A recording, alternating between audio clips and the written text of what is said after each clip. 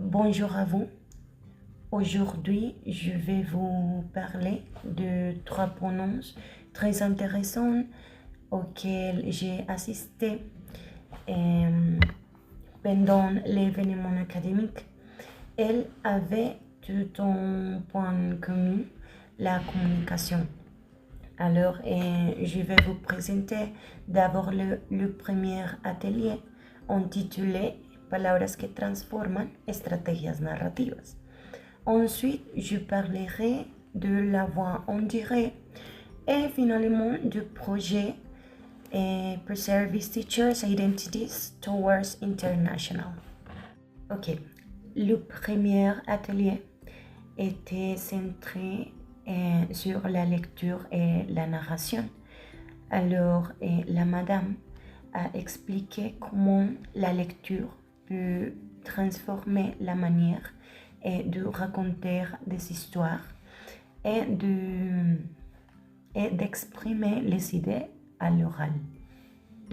Par exemple, nous avons regardé 3 courts-métrages qui nous ont permis de comprendre comment les émotions et les mots et le ton de la voix influencent la manière dont une histoire peut être perçue. Ensuite, le deuxième atelier s'appelait La voix en direct. Il portait sur la production orale et en français, la prosodie et surtout l'intonation. Le format a montré comment la manière de parler peut changer le sens de phrases. À la fin, nous avons fait un exercice pratique, lire plusieurs phrases et ont changé l'accent, et l'intonation et les émotions. C'était très émotionnant pour moi et utile parce que cela m'a permis d'améliorer ma prononciation et ma confiance quand je parle français.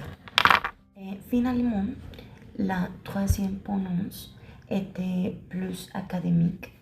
Elle abordait le thème de l'identité des enseignants en formation et le rapport avec les examens internationaux. Et les professeurs ont expliqué que les futurs professionnels se construisent une identité professionnelle influencée par les examens internationaux comme par exemple le DELF, le TOEFL ou IELTS. C'est un requérement très important pour notre graduation et pour notre formation académique.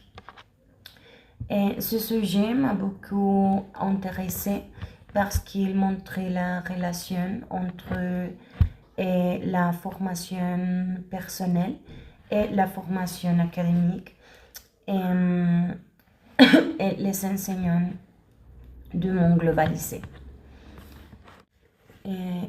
En conclusion, ces 3 pronoms m'ont permis de réfléchir sur les différents aspects de la communication.